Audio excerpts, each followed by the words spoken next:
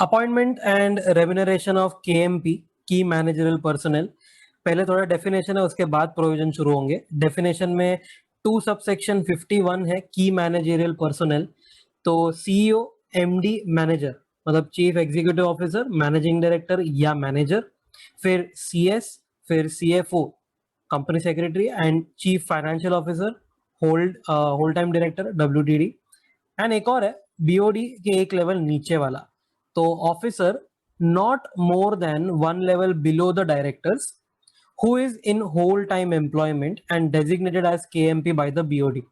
वो जो डायरेक्टर के नीचे वाले लेवल पे होगा बंदा, शायद वाइस प्रेसिडेंट या प्रेसिडेंट या कोई भी नाम से, फाइनेंस हेड, ये वो कोई भी नाम से होने दो, बीओडी के एक लेवल नीचे है वो बंदा एंड उसको केएमपी बोला गया है। बीओडी उसको डेजिग्नेट करता है कि भाई तू आज से केएमपी है, तो बीओडी ने बोला तू केएमपी है तो तू केएमपी है। फिर 2 सबसेक्शन 53 मैनेजर। मैनेजर एंड उसके बाद आएगा एमडी, वो दोनों बहुत सिमिलर है। तो पहले manager. Manager is an individual having management of whole और substantially whole of the affairs of the company subject to superintendence और डायरेक्शंस ऑफ द बीओडी। याद रखना, एमडी हो, मैनेजर हो, डब्ल्यूटीडी हो, कोई भी हो, वो बीओडी के एक लेवल नीचे। आई एम नॉट सेइंग एक लेवल नीचे, बीओडी का पार्ट होगा वो बिकॉज वो डायरेक्टर है, बट बीओडी का उसके ऊपर सुपरिंटेंडेंस होता है। मतलब कि बीओडी बेसिकली क्या करता है, बीओडी उसको इंस्ट्रक्ट या डायरेक्ट वगैरह कर सकता है। तो उसके नीचे ही आते हैं मैनेजर बोलो, एमडी बोलो, होल टाइम डायरेक्टर बोलो, कोई भी बोलो। सो बेसिकली बीओडी का बात सुनना पड़ेगा उसको। नाउ ये एक इंडिविजुअल है, ठीक है, इंडिविजुअल है जिसको एक सब्सटैंशियली होल या whole of the affairs of the company manage करने बोला है। And it also includes a director और any other person occupying the position of manager by whatever name called under a contract of service or not। मतलब एक बंदा है, वो actually उसका पोस्ट मैनेजर नहीं लिखा है, but he does the same thing. क्या करता है वो, सब्सटैंशियली होल या होल ऑफ द कंपनी का अफेयर्स जो है वो मैनेज वगैरह करता है। एंड वेदर वो डायरेक्टर हो या ना हो कोई बात नहीं, चाहे कॉन्ट्रैक्ट ऑफ सर्विस किया हो या नहीं किया हो कोई बात नहीं, बट अगर वो काम कर रहा है ना तो वो मैनेजर कहलाया जाएगा अंडर दिस सेक्शन। तो कोई भी नाम से होने दो, अगर वो ये सब काम कर रहा है तो he will be a manager. फिर एग्जांपल्स, तो पहला एग्जांपल था mister A is a head of finance department. इसको हम मैनेजर नहीं बोल सकते। क्यों नहीं बोल सकते? क्योंकि डेफिनेशन में लिखा है ना, he should be managing the company, एक डिपार्टमेंट नहीं भाई, तो वो मैनेजर नहीं कहलाया जाएगा। सिमिलरली मिसेस ए है एक, she controls and manages the whole company but she is not a director, चलेगा क्या? हाँ, she can be a manager, क्योंकि मैनेजर बनने के लिए डायरेक्टर होना जरूरी नहीं है, कोई भी पर्सन चलता है। उसके बाद 2 subsection 54 managing director. Managing director is a director entrusted with same substantial powers of management of affairs of the company by virtue of, उसको किसने ये पावर दिया है, कैसे उसको पावर मिला है? तो by AOA of the company या अग्रीमेंट विद द कंपनी या फिर resolution pass by the company at general meeting और बाय द बीओडी, मतलब बोर्ड रेजोल्यूशन के द्वारा या कोई भी कंपनी में या कोई भी कंपनी के जनरल मीटिंग में रेजोल्यूशन पास किया होगा, इसके द्वारा उसको ये पावर दिया गया है कि भाई आज से तेरे ये पावर्स है। And it includes the director who occupies the position of MD by whatever name called। Again, एक डायरेक्टर है जो MD टाइप काम करता है, उसको खाली पोस्ट MD का नहीं दिया था, तो बाय डिफॉल्ट वो भी MD हो जाएगा। और भी है सब्सटैंशियल पावर्स ऑफ मैनेजमेंट जो होता है ना, it shall not include powers to do administrative acts of routine nature. ये डे टू डे बेसिस पे जो छोटा मोटा काम रहता है ना, उसको तुम सब्सटैंशियल पावर ऑफ मैनेजमेंट नहीं बोल सकते। क्या क्या आता है उसमें? तो SADD करके एक आंसर है, सैड।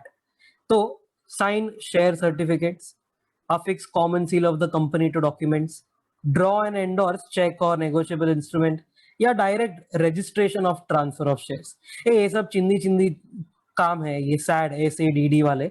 अगर कोई ये सब करता है तो वो MD है क्या? नहीं, मतलब ये सब है ना एडमिनिस्ट्रेटिव काम होता है, ये किसी और को चिपका सकते हो। सब्सटैंशियल पावर ऑफ मैनेजमेंट इससे बहुत कहीं बड़ा होता है। Example, mister A is an additional director having substantial power of management. क्या वो MD कहलाएगा? हाँ कहलाएगा। क्यों? क्योंकि ऐसा नहीं बोला है कि additional director can not B MD। अरे कोई भी women director, additional director, alternate, कोई भी MD बन सकता है अगर उसको पावर दिया है तो। Mrs A is MD but later she resign as a director. तो भाई by default she ceases to be MD, क्योंकि एमडी होने के लिए पहले तुमको डायरेक्टर होना है, डायरेक्टरशिप से अगर तुम निकल गए तो एमडी शिप से भी निकल गए।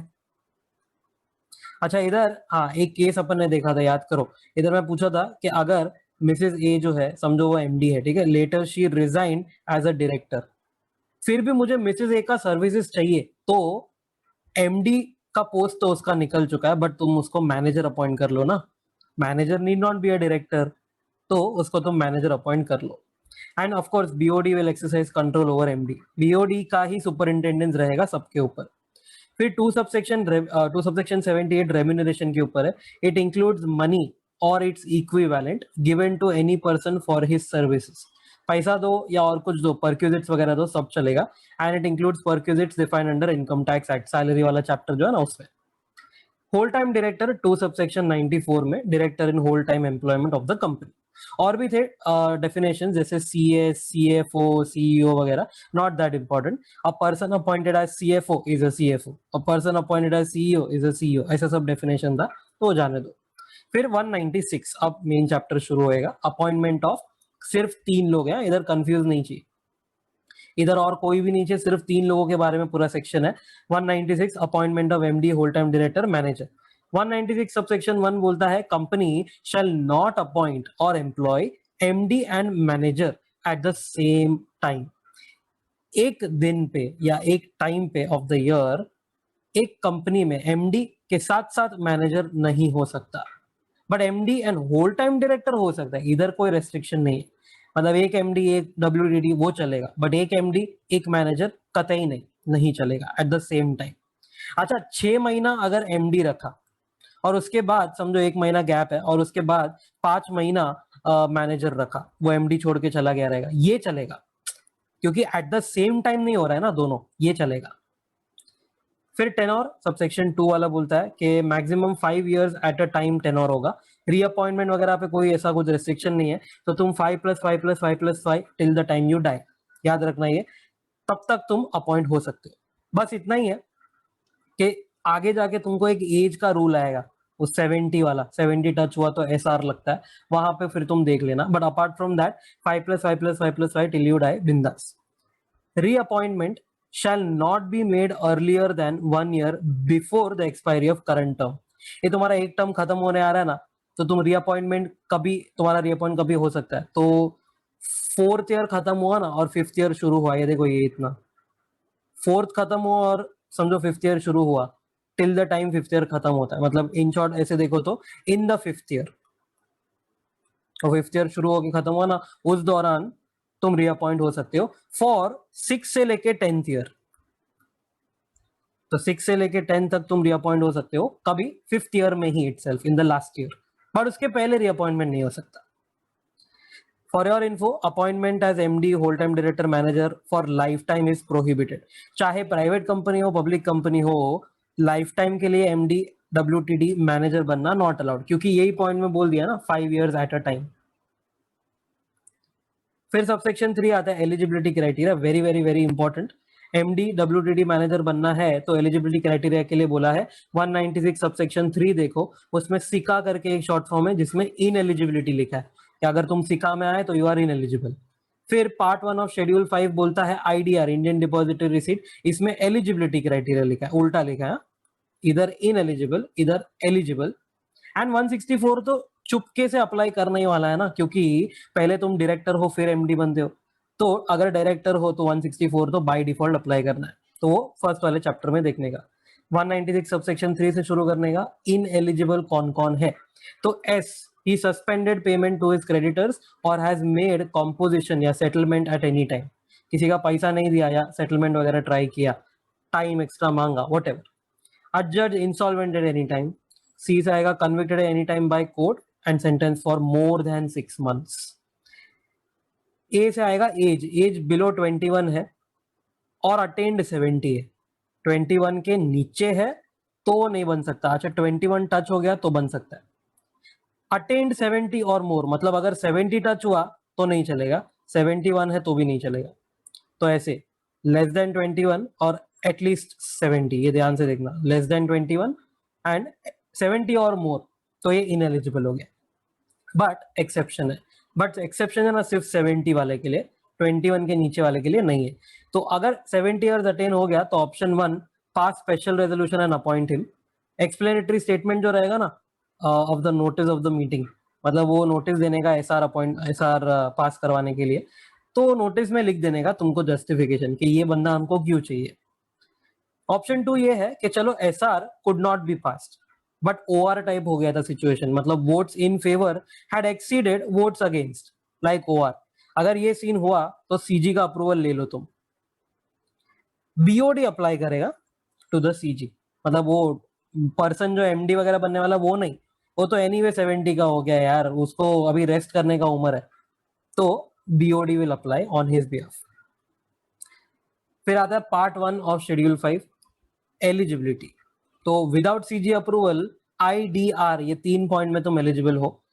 पहला I, he has not been sentenced to imprisonment और fine of more than 1000 for conviction of 19 acts. मतलब ये 19 एक्ट में अगर तुमको जेल नहीं हुआ है या समझो फाइन मोर देन 1000 नहीं हुआ है ना, तो चलेगा, यू कैन बी अपॉइंटेड। कौन से एक्ट्स है? तो आधे जो है वो तुम्हारे सीए फाइनल में तुमने सुने हुए हैं, companies act, SCRA, income tax act, wealth tax, customs, IBC, GST, FEMA, SEBI, PMLA, SICA, sick industrial companies वाला, कंपटीशन एक्ट, एक्साइज। फिर Indian stamp act, industries act, food adulteration का है एक, prevention of food adulteration act बोलते हैं उसको, essential commodities का act है, फॉरेन ट्रेड का एक्ट है, and fugitive economic offenders act, ये सबसे रिसेंट वाला 2018 वाला। तो ये सब एक्ट में तुमको जेल नहीं होना चाहिए और मोर देन 1000 का फाइन नहीं होना चाहिए। अच्छा, फाइन एग्जैक्ट 1000 का हुआ रहेगा ना कभी, तो चलेगा, वो फिर भी एलिजिबल हो जाएगा।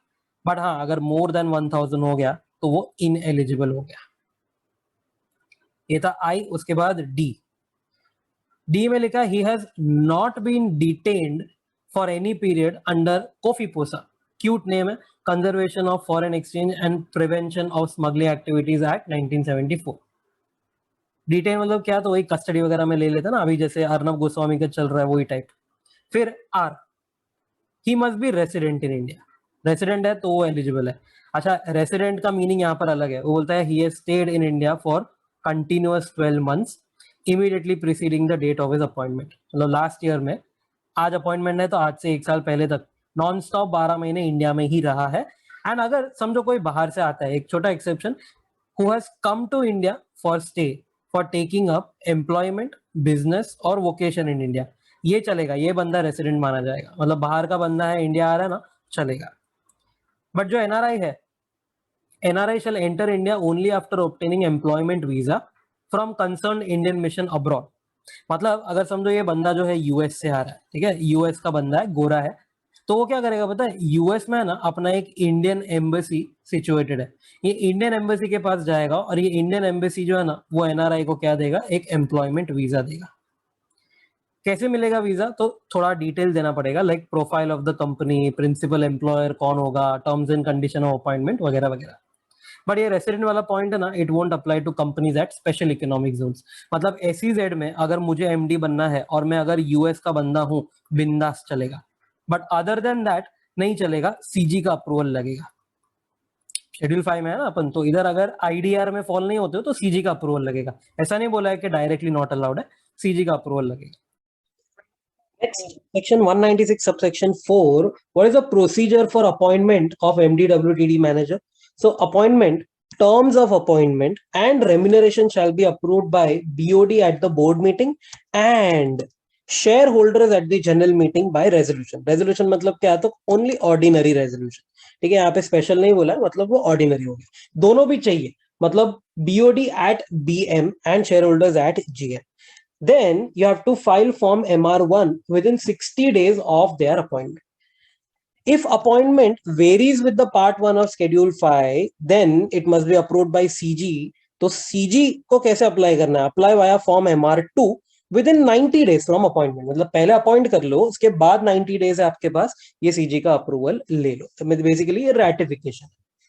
Then 196 subsection 5, validity of the acts. If appointment of MDWTD manager is not approved by the company at general meeting, any act till then will be valid. समझो फॉर एग्जाम्पल आपने बीओडी आपका जो BOD है, BOD eight board meeting, उन्होंने approve कर दिया ये appointment, but share holders जो है उन्होंने ये क्या कर दिया, रिजेक्ट कर दिया। तो भाई बीओडी एट बोर्ड मीटिंग से लेके shareholder at general meeting, यहाँ पे गैप भी तो होगा ना थोड़े दिन का।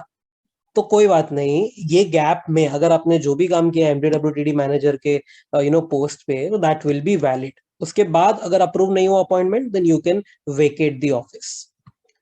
Then 196 subsection 2 is not applicable to government company. Tenure वाला जो केस है वो not applicable.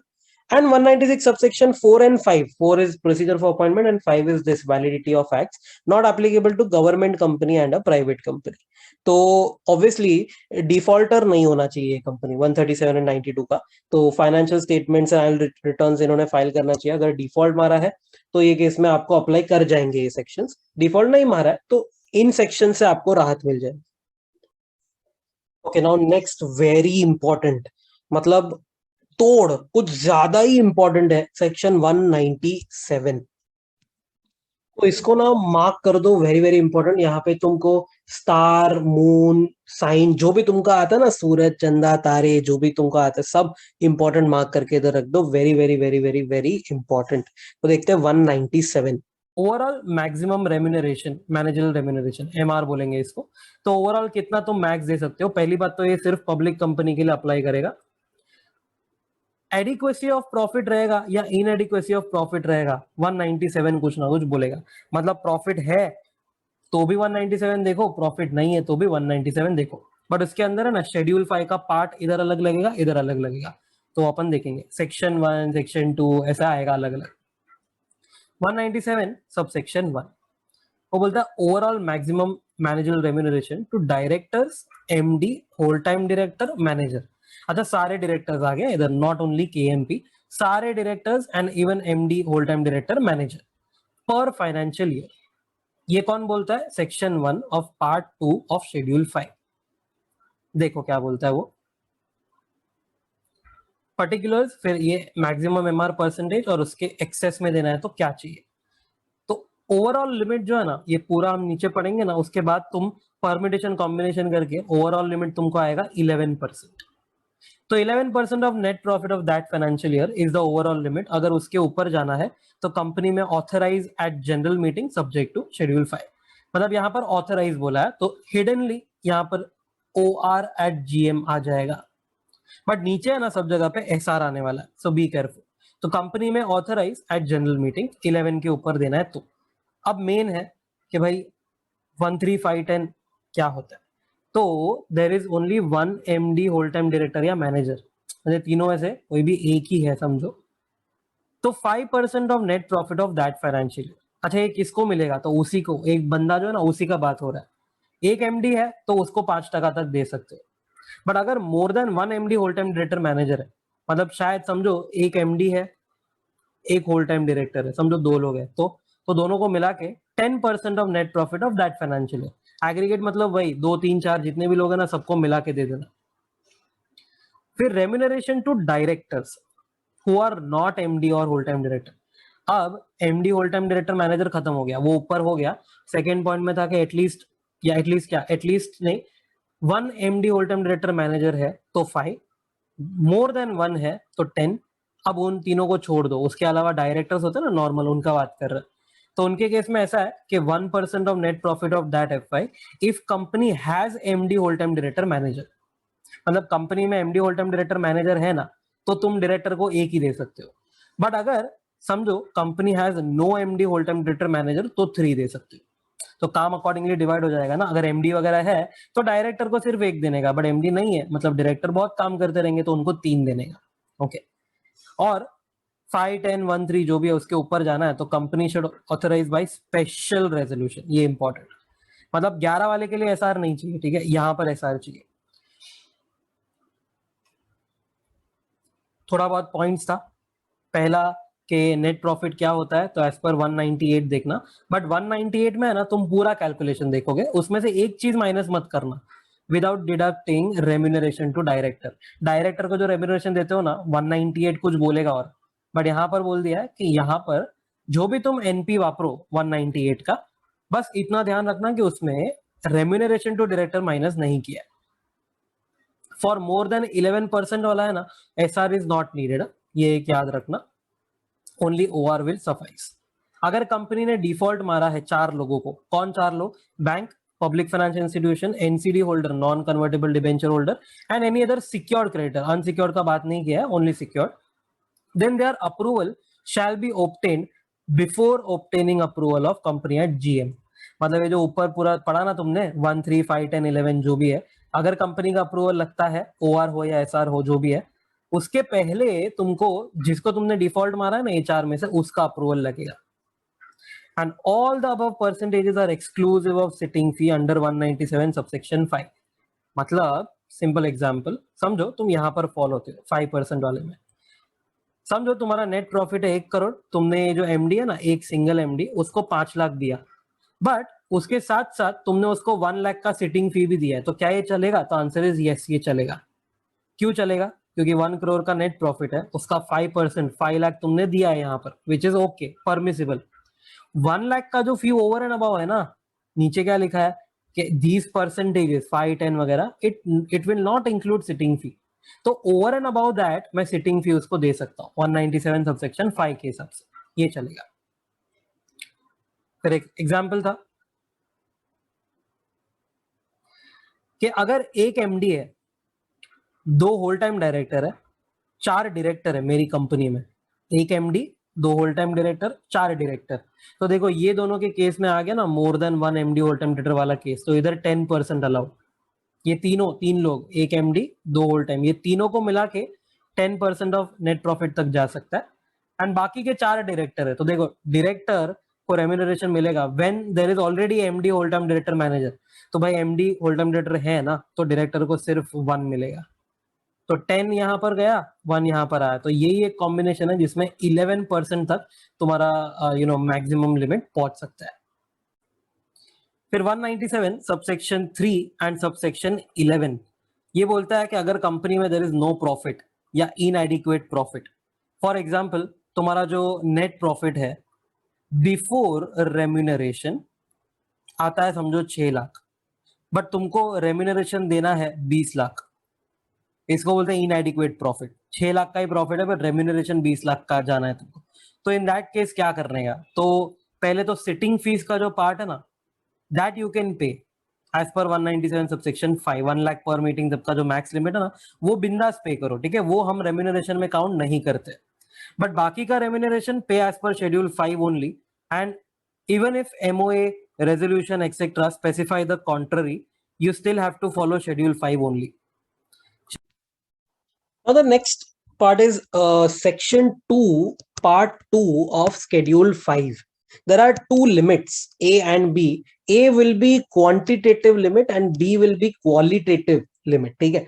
तो पहला A quantitative limit देख लो, managerial remuneration based on effective capital, इसका calculation नीचे देखेंगे। Now effective capital is either negative or less than 5 crore, then maximum annual remuneration per MD whole time director और manager will be 60 lakh. क्या क्या important है इधर ध्यान से देखना। पहली बात तो एनुअल लिमिट दिया हुआ है यहाँ पे, पर एमडी या पर डब्ल्यूटीडी या पर मैनेजर, बेसिकली पर पर्सन का बात कर रहे हैं यहाँ पर। मैक्सिमम 60 लाख दे सकते हैं पर पर्सन, एमडी हो, मैनेजर हो या डब्ल्यूटीडी हो, उसके लिए। मैक्सिमम एनुअल रेम्यूनरेशन पर इंडिपेंडेंट डायरेक्टर और non executive director will be 12 lakh only. Next, effective capital is 5 crore or more, but less than 100 crore. तो 84 लाख हो जाएगा एमडी डब्ल्यूटीडी मैनेजर के लिए। 12 के बदले 17 कर दो अब लिमिट आईडी एंड एनईडी के बदले, आईडी एंड एनईडी के लिए। 100 करोड़ और मोर का इफेक्टिव कैपिटल है बट लेस देन 250 करोड़, तो एमडी डब्ल्यूटीडी मैनेजर को maximum 120 lakh, ID and NED है अगर non executive director independent director तो 24 लाख। एंड लास्ट 250 करोड़ और मोर का इफेक्टिव कैपिटल है, तो ऊपर का लिमिट 120 लाख से चालू करो plus 0.01% of effective capital exceeding 250 crore. मतलब समझो अगर मेरा 260 करोड़ का इफेक्टिव कैपिटल है तो 250 के ऊपर सिर्फ 10 करोड़ जा रहा है, तो उसका 0.01% ऑफ 10 करोड़ वैसा। एंड यहाँ पे ऊपर का लिमिट कैरी फॉरवर्ड करो 24 lakh plus 0.01% of effective capital exceeding 250 crore. This is annual limit, okay, annual, पूरा साल काम ही नहीं किया तो प्रो रेटा कर देना। यूज प्रो रेटा for those employed for part of the year, समझो हाफ ईयर है तो ये लिमिट्स को हाफ कर देना, 30 लाख इसके बदले 6 लाख एंड सो ऑन। अगर ऊपर जो लिमिट दी है ना 60, 84, 120 वगैरह, तो एक्सीड करने के लिए SR will be needed. Effective capital होता क्या है, very important. Effective capital paid up share capital से शुरू होता है, but exclude share application money and advance against shares. Add reserves and surplus, but exclude reval reserve from that. Add securities premium. Add long-term loan and deposit of 10 or more than 1 year. Long term loan and deposit है तो short term नहीं लेंगे, जैसे कि working capital loan मत लेना, overdraft, bank guarantee, interest on loan वगैरह मत लेना, क्योंकि वो शॉर्ट टर्म होगा। What is interest on loan? तो अगर नॉर्मली एक लॉन्ग टर्म लोन होता है ना, समझो 1 करोड़ का, उसका ईयर एंड पे समझो इंटरेस्ट पेएबल आ रहा है, आउटस्टैंडिंग इंटरेस्ट आ रहा है जो मैं नेक्स्ट ईयर में भरने ही वाला हूँ, तो इसको अपन करंट लायबिलिटी दिखाते हैं ना, और ये लॉन्ग टर्म लोन है उसको नॉन करंट लायबिलिटी दिखाते हैं। तो ये करंट लायबिलिटी है ना, वो शॉर्ट टर्म है, तो उसको जाने दो। Less accumulated loss and preliminary expenses not written off. And एक और एक नया चीज है, लेस इन्वेस्टमेंट्स। ये सब क्या था, ये तुम्हारा पूरा कैपिटल था ना, फंडिंग था तुम्हारा, ये फंडिंग में से तुमने अपने धंधे में कितना डाला है अपने को वो चाहिए। तो मतलब तुम्हारा जो तुम इन्वेस्टमेंट वगैरह कर रहे हो ना वो हटा दो, तो माइनस इन्वेस्टमेंट्स। बट हाँ, एक एक्सेप्शन है, except if it is an investment company which has the principal business of acquiring shares debentures. तुम्हारा धंधा ही अगर ये है कि हम शेयर्स डिबेंचर्स बाय करते हैं, तो यहां से इन्वेस्टमेंट्स को माइनस मत करना तो चलेगा, but otherwise you have to deduct that also. B वाला लिमिट क्या है, तो it is like, it is not monetary but it is like something like qualitative, quantitative नहीं है, क्वालिटेटिव है। तो लिमिट या रेस्ट्रिक्शन बोल सकते हो for managerial personal functioning in professional capacity. Professional capacity मतलब क्या होगा, तो सीए, सीएस, लॉयर, डॉक्टर वगैरह, समथिंग लाइक दैट। तो remuneration as per limit A can be paid if he is not having interest in capital of that company, holding or subsidiary company directly या indirectly। मतलब limit ए के हिसाब से अगर तुमको पे करना है ना, तो he should not be interested in the company or holding या subsidiary company। It can be paid if he is not having any direct or indirect interest in या is not related to the promoter। मतलब promoter में वो interested भी नहीं है, अगर company रहेगा ना प्रमोटर तो, या उससे रिलेटेड भी नहीं है, या डायरेक्टर से भी रिलेटेड नहीं है, ऑफ दैट कंपनी और होल्डिंग और subsidiary company during last 2 years before appointment और आफ्टर अपॉइंटमेंट। जब भी अपॉइंट हुआ ना उसके लास्ट 2 साल में, and of course after appointment वो भी चेक करना कि वो इंटरेस्टेड या रिलेटेड नहीं होना चाहिए। And also, you can pay as per limit A only if he possesses graduate level qualification plus expertise plus specialized knowledge in the field of company's operations। तो ये सब किया ना तो ही तुम लिमिट ए के हिसाब से पे कर पाओगे, क्योंकि देखो कंपनी में प्रॉफिट नहीं है ना, तो प्रॉफिट नहीं है तो जेन्युइन बंदे को ही हम देंगे। ये यहाँ पर अंदर वाला है, ये रिलेटेड है, ये यहाँ पर विदाउट क्वालिफिकेशन रहेगा तो हम उसको क्यों दे, लॉस है ऊपर से, एंड वो इज नॉट इवन क्वालिफाइड। ठीक है, तो देना है तो ये तीनों कंडीशन सेटिस्फाई करो। बट एक्सेप्शन है, any employee holding shares of that company up to 0.5% of paid up share capital under any scheme like ESOP or any basis of merit वगैरह उसको मिला रहेगा, then that is not deemed to be interested। मतलब it is deemed not to be interested, so you can pay as per limit A। उसको, ऐसे बंदे को जिसके पास 0.5% तक है ना पेड अप शेयर कैपिटल का, उसको तुम पे कर सकते हो, चलेगा। बट अदर देन दैट कोई भी इंटरेस्टेड होगा ना उसको तुम एमआर एज पर लिमिटेड नहीं पे कर पाओगे, अगर कंपनी में लॉस वगैरह है तो, या प्रॉफिट इनएडिक्वेट है तो। And limit A and B will apply if payment of MR is approved by board resolution and also by NRC, अगर रिक्वायर्ड है ना 178 में बनाना तो। The company has not defaulted to 4 लोग, bank, financial institution, non convertible debenture holder and secured creditor. And if they have defaulted, so their approval will be needed before approval of company, OR या SR। OR SR किधर लिखा है, देखो यहाँ पर लिखा है, इधर लिखा है limit A and B apply करेगा इफ OR और SR as per limit A. Limit A अपन ने क्या पढ़ा, इफेक्टिव कैपिटल वाला पढ़ा, 60 लाख, 84 लाख वगैरह। तो नॉर्मल अप टू 60 या अप टू 84 जो भी लिमिट होता है ना उसके लिए OR लगता है, एंड उसको एक्सीड किया तो SR लगता है। ठीक है, तो वो SR वगैरह जो है वो तुमको पास करना पड़ेगा, OR या SR जो भी है। एंड लिमिट बी जो अभी ऊपर पड़ा ना, अच्छा इंटरेस्टेड है, रिलेटेड है या क्वालिफिकेशन नहीं है समझो फॉर एग्जांपल, तो वो भी अगर समझो कंडीशन सेटिस्फाई नहीं हो रहा तो एसआर से चल जाएगा। तो SR under limit B has been passed at general meeting for a period up to 3 years। मतलब आज अगर मैंने पास कर लिया ना तो 3 साल तक वो वैलिड है। मैं अगर आज मैंने 5 साल तक अगर समझो वो डाल दिया कि हाँ 5 साल तक ये बंदे को हम इतना रेम्यूनरेशन वगैरह देंगे, तो दैट इज नॉट अलाउड। तो limit A and B apply ही नहीं करेगा। इन शॉर्ट, अगर तुम्हारा लॉस या इनएडिक्वेट प्रॉफिट रहेगा तो तुम दे ही नहीं पाओगे। Okay. 197 subsection 4 determination of MR to director, MD, whole time director, manager कैसे डिटरमाइन होता है कि हम इसको इतना पे करेंगे? तो एओए में लिखा होगा या कोई रेजोल्यूशन के द्वारा, एनी बोर्ड और शेयर होल्डर रेजोल्यूशन कोई भी चलेगा, या by special resolution at general meeting if AOA requires.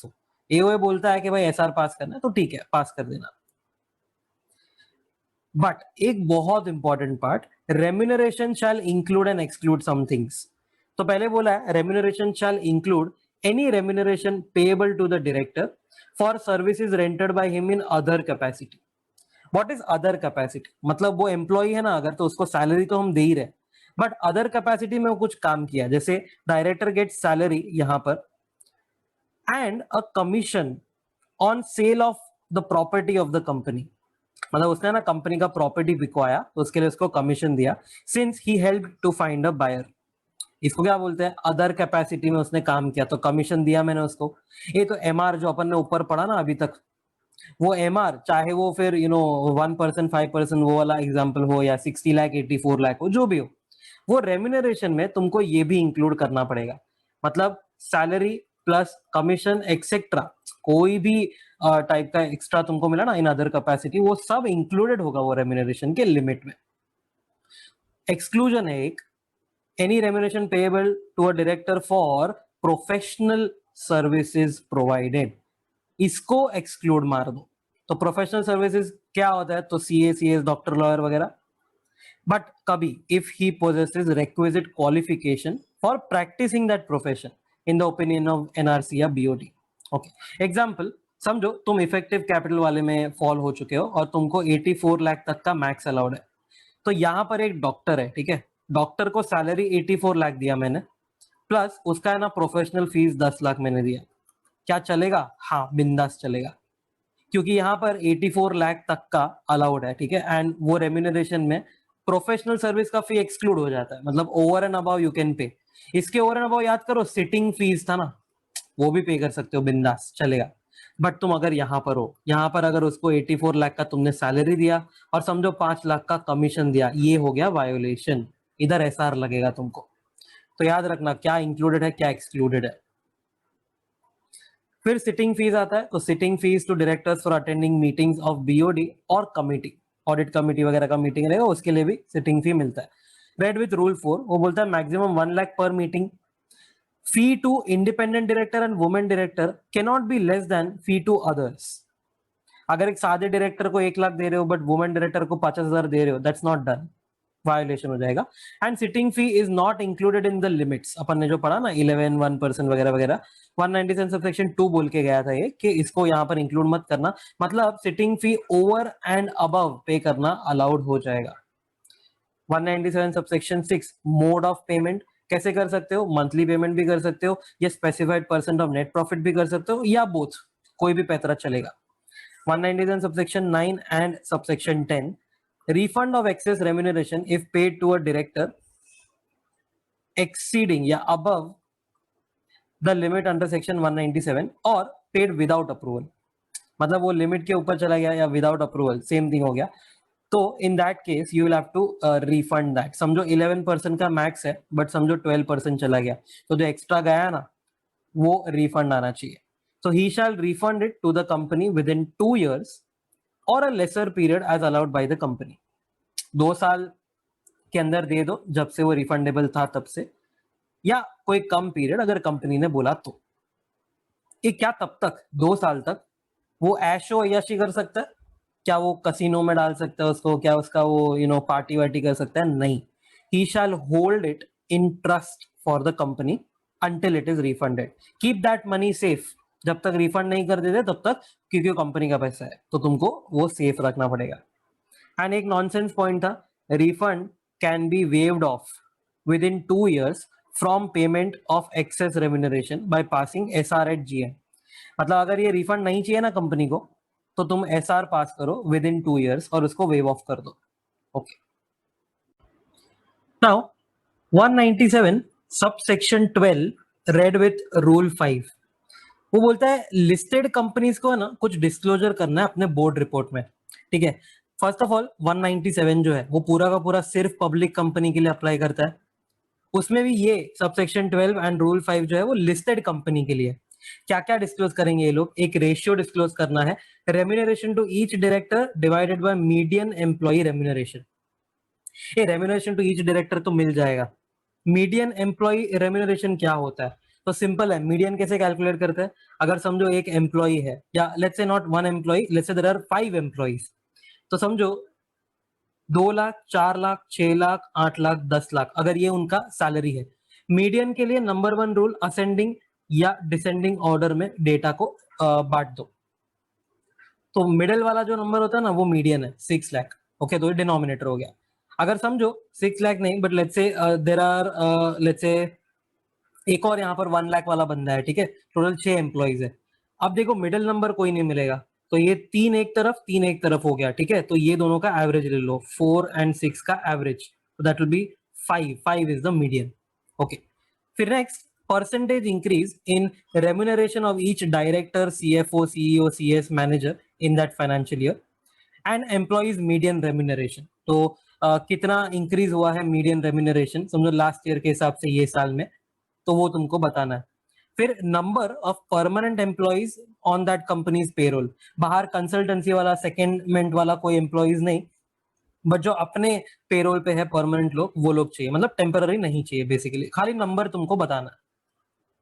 फिर नेक्स्ट है average percentile increase already made in salary of employee other than KMP in last financial year and its comparison with percentile increase in the remuneration of KMP and its justification. तो पहले तुम employ का निकालो increase, और बाद में तुम KMP का निकालो एंड कंपेयर द टू. पता चले ना कि KMP लोग ज्यादा तो नहीं ले रहे ना इंक्रीमेंट. फिर affirmation that the policy of the remuneration has been followed by the company, that's okay. And 10 top employee के नाम चाहिए as per remuneration, and also name of every employee who was. अब रेम्यूनरेशन बोला है कि इतना remuneration उसको मिला रहेगा, तो every employee who was in receipt of remuneration of at least 1.02 crore that financial year if he was employed throughout the year. 1.02 है, 1.2 नहीं है. This is 1 crore and 2 lakhs, not 20 lakhs. या फिर who was in receipt of remuneration of at least 8.5 lakh per month in that FY if employed for part of that FY. 8.5 lakh per month है ना, उसको into 12 करते हो तो 1 crore 2 lakh आएगा. Okay, so it's the same thing इधर या उधर. तो अगर पूरा साल है तो 1.02 crore देखना, अगर पार्ट ऑफ द ईयर है तो 8.5 लाख पर मंथ देखना. अगर उतना टच हुआ है तो उसका नाम भी आना चाहिए. And every employee who was in receipt of remuneration of that financial year that exceeds remuneration drawn by MD, whole time director, manager, plus एक और कंडीशन है, and he holds 2% or more of equity share capital of that company, either himself or along with spouse and dependent children. तो ये सबका मिला के अगर 2% है एंड उसका रेम्यूनरेशन MD वगैरह से ज्यादा है तो उसका नाम भी आएगा. फिर सबसेक्शन 13 था, premium with respect to indemnity insurance on behalf of MD, WTD, manager, CEO, CS and CFO. मतलब ये 6 लोग हैं, इनके लिए इंडेमनिटी इंश्योरेंस निकलवाया है कंपनी ने for indemnifying them against any liability with respect to negligence, default, breach of duty वगैरह. क्या होता है ये पता है? कंपनी है, उसने समझो ICICI जनरल इंश्योरेंस को एक प्रीमियम पे किया. प्रीमियम किसके बिहाफ पे पे किया पता है? For MD etcetera. अगर MD ने कोई झोल किया, उसके ऊपर कोई लायबिलिटी आन पड़ी, तो ICICI जो है ना वो MD को क्या देगा? 10 करोड़ रुपया देगा. एग्जाम्पल, सम अश्योर्ड होगा वो, तो कुछ भी झोल हुआ ना तो 10 करोड़ MD को मिलेगा. ठीक है. द क्वेश्चन इज, ये जो प्रीमियम कंपनी ने MD के बिहाफ पे भरा है ना, क्या वो MR में इंक्लूड करूं कि एक्सक्लूड करूं? मैनेजरियल रेम्यूनरेशन जो अपन ने पूरा लिमिट्स पढ़ा ना अभी, 1, 3, 5, 10 वगैरह, एंड 80 लाख, 84 लाख, 60 लाख, 120 लाख वगैरह, क्या उसमें इंक्लूड करूं ये प्रीमियम के नहीं? तो usually premium will be excluded, but if he is proven guilty तो उसको इंक्लूड कर दो एमआर में। मतलब अगर वो गिल्टी नहीं है ना तो एमआर के ओवर एंड अबाउ ये पे कर सकते हो क्योंकि वो एक्सक्लूडेड है। जस्ट लाइक सिटिंग फीस, समझो फॉर एग्जांपल 60 लाख तुम्हारा लिमिट एग्जॉस्ट हो गया ना, तो ओवर एंड अबाउ दैट ये जो प्रीमियम तुमने पे किया है वो चलेगा क्योंकि वो एक्सक्लूडेड है। सिटिंग फीस अगर तुम ओवर एंड अबाउ पर पे करते हो वो भी चलेगा क्योंकि वो ओवर एंड अबाउ होता है, एक्सक्लूडेड होता है फ्रॉम एमआर। ओके, बट अगर वो गिल्टी निकला ना तो ये 60 लाख का समझो तुमने एमआर दे दिया, अगर ओवर एंड अबाउ तुमने प्रीमियम पे किया ना, लेट्स से 1 लाख का मिनिमम से मिनिमम, तो भी ये वायोलेशन हो गया, एसआर लगेगा तुमको अगर वो तुम इफेक्टिव कैपिटल वाले केस में हो तो, बिकॉज वो इंक्लूडेड इन एमआर होता है। इंक्लूडेड इन एमआर मतलब क्या, कि जो 60 लाख है ना उसके अंदर इंक्लूडेड होना चाहिए। अब तुम 60 लाख के भी ऊपर जा रहे हो तो तुमको एसआर लगेगा, सिंपल। फिर सबसेक्शन 14 है, एमडी और whole time director receiving commission from that company is not disqualified from receiving any remuneration और कमीशन फ्रॉम होल्डिंग और सब्सिडियरी। बस उसको खाली बोर्ड रिपोर्ट में डिस्क्लोज करा दो। कॉन्ट्रावेंशन किया तो कंपनी को पेनल्टी है 5 लाख की, फ्लैट पेनल्टी है। ऑफिसर को पेनल्टी है 1 लाख की, अगेन फ्लैट पेनल्टी है। सबसेक्शन 16 बोलता है कि ऑडिटर का report under 143 must include a statement on whether MR is as per 197 और is it excess of limit under 197। तो फॉलो किया है या नहीं किया है वो बेसिकली बताना होगा। एग्जेम्पशंस, तो एग्जेम्पशंस अलग है थोड़े ये केस में। गवर्नमेंट कंपनी को एग्जेम्प्ट है पूरा सेक्शन अगर डिफॉल्ट नहीं मारा तो। निधि कंपनी के लिए एग्जेम्पशन नहीं है, but I can say it is a modification. देखो निधि कंपनी के लिए क्या मॉडिफिकेशन है, उसमें लिखा है कि SR if manager remuneration exceeds 13510 it will apply but with a modification that remuneration to director other than MD, WTD, whole time director या manager for performing special services to the Nidhi as per AOA may be paid monthly subject to company's approval at general meeting and of course subject to 197।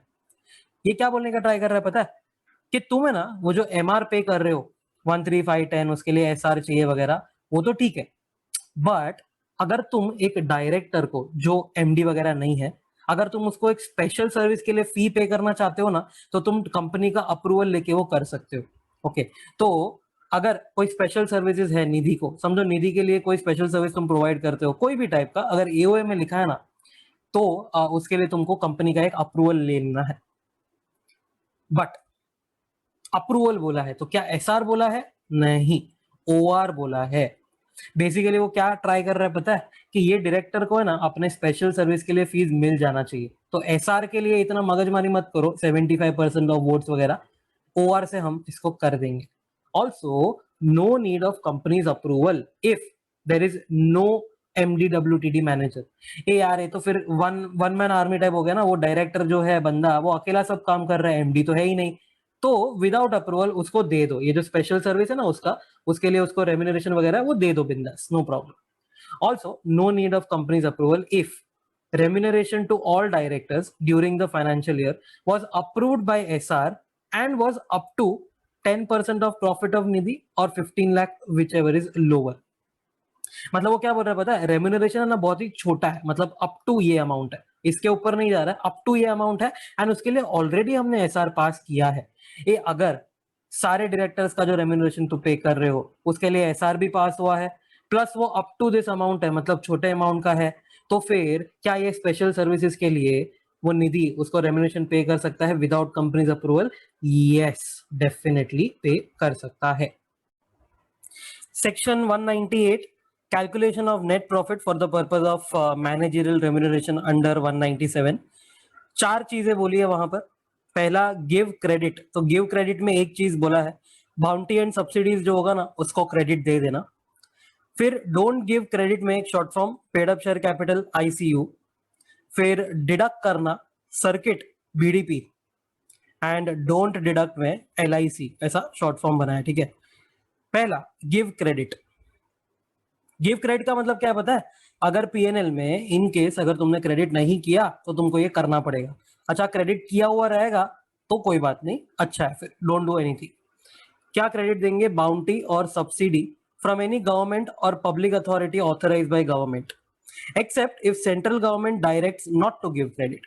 कभी कभी अगर समझो subsidy मिल जाती है और अगर central government बोलता है कि इसको मत क्रेडिट करो तो ठीक है, otherwise we have to credit.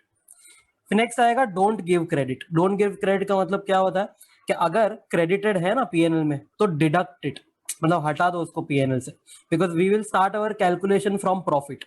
जो पीएनएल में अपने को दिया होगा ना प्रॉफिट, उससे शुरू करेंगे, तो क्रेडिट किया हुआ है तो डिडक्ट कर दो उसको। तो पेड अप शेयर कैपिटल पहला पीयू, तो profit by way of premium on shares और डिबेंचर्स इशूड और sold by the company unless the company is investment company. मतलब एक छोटा सा एक्सेप्शन है कि normally you don't have to give credit. कोई भी टाइप का प्रीमियम तुमको मिला, या समझो तुमने कोई शेयर्स बेचा और उसके ऊपर प्रीमियम जो भी है एक्स वाई, नॉर्मली होता है कि समझो कोई भी टाइप का शेयर्स पे प्रीमियम समझो तुमको मिला, इशू किया तभी, या समझो तुमने बेचा प्रेफरेंस शेयर तो तुमको कोई प्रीमियम मिला, कोई भी टाइप का ऐसा प्रॉफिट हुआ, that is not your normal business ना, तो उसको क्रेडिट नहीं करना है unless you are investment company. अगर तुम्हारा धंधा ही है ये शेयर्स डिबेंचर वगैरह का, then you have to give credit, but बाकी लोगों के लिए पेनल में मत डालना उसको। फिर एस से आएगा profit on sale of shares forfeited bye the company.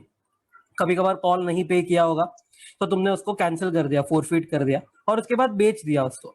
समझो 10 रुपए का फेस वैल्यू है, 8 रुपया रिसीव्ड था, ठीक है, और तुमने फोरफिट कर दिया, 9 रुपए में बेच दिया फॉर एग्जाम्पल। जो भी प्रॉफिट वगैरह हुआ है again does not go to PNL. फिर सी से आएगा profit on capital nature from sale of undertaking.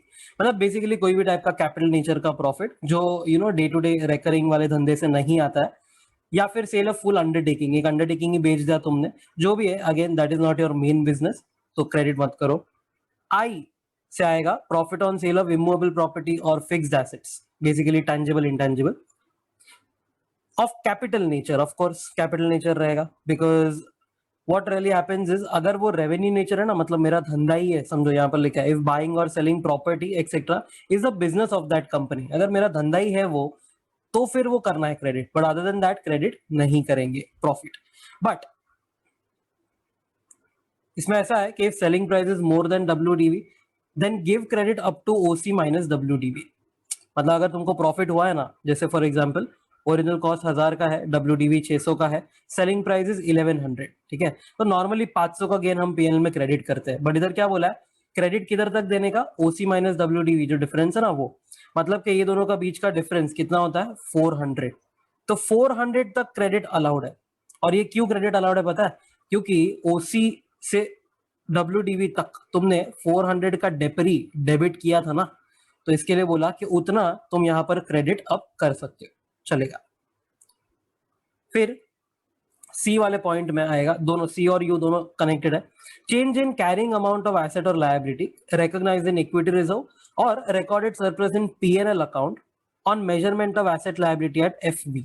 कोई भी टाइप का रीमेजरमेंट होता है ना बैलेंस शीट के एंड पे, डेट पे, कि कोई एसेट को समझो फेयर वैल्यू पे रिकॉर्ड किया तुमने, तो अगर समझो अपवर्ड रिवैल कर रहे हो उसका, तो या तो तुम इक्विटी रिजर्व्स में डाल दोगे उसको एक अलग से रिवैल रिजर्व क्रिएट करके, या पीएनएल में कभी कभार सरप्लस डाल दोगे, डिपेंड्स ऑन वो इंड एस जो भी तुम यूज करते हो, बहुत सारा होता है ना, एफवीपीएल, एफवीओसीआई वगैरह वगैरह। तो जो भी चेंजेस है तुमने डाल के रखे उसको हटा देना, क्योंकि वो क्रेडिट नहीं करना, अनरियलाइज है ना वो। सिमिलरली यू भी वही बोलता है, unrealised gain, notional gain, revaluation वगैरह जो हमने रियलाइज नहीं किया उसका क्रेडिट नहीं करना है। फिर deduct the following, deduct the following में सर्किट बीडीपी, तो सी से आएगा कंट्रीब्यूशन अंडर 181 एंड अदर आउटगोइंग्स। कोई भी टाइप का कंट्रीब्यूशन वगैरह करते हो तो डिडक्ट द फॉलोइंग, क्योंकि देखो ये डिडक्ट नहीं किया ना तो क्या होएगा, तुम्हारा नेट प्रॉफिट है ना थोड़ा ज्यादा दिखेगा, एंड मैनेजरल रेम्यूनरेशन ये लोग ज्यादा लेके जाएंगे। तो ऐसा नहीं है, अगर कोई कंट्रीब्यूशन वगैरह किया ना डिडक्ट करो उतना, क्योंकि वो पैसा चला गया है कंपनी के बाहर। फिर आई से आएगा interest on debenture, security, secured loan और अनसिक्योर्ड लोन्स। आर से आएगा रिपेयर्स टू एमपीआईपी, मतलब movable immovable property, but not of capital nature, तो रेवेन्यू वाला जो है वो माइनस करो। कैपिटल नेचर में क्या आएगा, तो ऐसा रिपेयर जिससे वो एसेट का लाइफ बढ़े एंड एफिशिएंसी बढ़े वगैरह वगैरह, तो वो यहाँ पर कैपिटल नेचर है तो हम डिडक्ट नहीं करेंगे। फिर सी से आएगा कॉम्पेंसेशन और damages with respect to legal liability. Legal liability including breach of contract. Legal मतलब क्या होता है पता है, सच्ची में तुम्हारा लायबिलिटी हुआ, वॉलंटरीली नहीं लेना यहाँ पर। मतलब अगर समझो तुमको ऐसा लगता है कि तुमने जो कॉन्ट्रैक्ट एंटर किया ना उसके वजह से शायद सामने वाले को ना थोड़ा नुकसान हो गया है, ठीक है, बट इट इज जेन्युइन, मतलब ऐसा नहीं है कि तुमने कोई चीटिंग करके उसको नुकसान करवाया, ठीक है, तो इमोशनल बेसिस पे तुमने सोचा कि चल यार इसको थोड़ा दे देता हूँ पैसा, तो that is called as voluntary liability, वो डिडक्ट नहीं कर सकते, ठीक है। ये वॉलेंट्री जो है वो डोंट डिडक्ट वाले में नीचे हम पढ़ेंगे। बट हाँ, बाकी कोई भी टाइप का लीगल लायबिलिटी वगैरह है ना, कोई केस हार गए या कोई कॉन्ट्रैक्ट वगैरह तोड़ा तुमने, तो yes that you can deduct, you have to deduct. फिर यू से आएगा यूजुअल वर्किंग चार्जेस। अब जो ये पूरे लिस्ट में नहीं दिखेगा ना तुमको, वो सब कोई भी टाइप का बोलो, रेंट, सैलरी, ये वो सब। आई से आएगा insurance against risk of meeting legal liability, कोई भी टाइप का ऐसा एक्सपेंस अगर तुमने किया, नॉर्मली लोग करते हैं लायबिलिटी इंश्योरेंस, इंडेमनिटी इंश्योरेंस वगैरह बोलते हैं इसको। फिर टी से आएगा टैक्सेस ऑन एक्सेस और अबनॉर्मल प्रॉफिट, या taxes on profit for special reasons notified by CG, but not income tax. मतलब जो नॉर्मल टैक्स है ना वो नहीं, वो तुमको डिडक्ट नहीं करना है, क्योंकि हम पीबीटी को बेसिस लेते हैं। तो इनकम टैक्स तो डोंट डिडक्ट वाले में ही जाएगा, वापस नीचे हम पढ़ेंगे। पर यहाँ पर कौन सा बात किया, एक्सेस और अबनॉर्मल प्रॉफिट या कोई स्पेशल रीजन वाला। कभी कभार होता है मैट या XYZ, बहुत सारे अलग अलग एक्ट में कुछ ना कुछ नया नया आते रहेगा। एग्जाम्पल कंपनी ये अपना इनकम टैक्स वाला जो है मैट, ऐसा कुछ तो भी अगर समझो है, तो that you have to deduct, अगर कोई अबनॉर्मल प्रॉफिट के ऊपर कोई लेता है तो। फिर बी से आएगा बोनस कमीशन, एक और बी है उससे आएगा bad debts return of. D से आएगा डेप्री एज पर 123, तो 123 में जो भी लिखा होगा रूल्स वो सब फॉलो करना होगा, एनीवे नॉट इन सिलेबस। फिर डी से आएगा डायरेक्टर्स रेम्यूनरेशन, ठीक है। अब यहाँ पर बोल के तो रखा है डायरेक्टर्स रेम्यूनरेशन माइनस करो, बट इफ यू रिमेंबर 197 जब अपन ने पढ़ा ना, 1, 3, 5, 10, 11% वाला, that was of net profit before deducting directors remuneration. ये बहुत इंपॉर्टेंट लाइन है, मतलब अगर तुमको पूछा ना एग्जाम में कि 198 में प्रॉफिट क्या है, हाँ तो तुम ये माइनस करके दे दो, डिडक्ट द फॉलोइंग।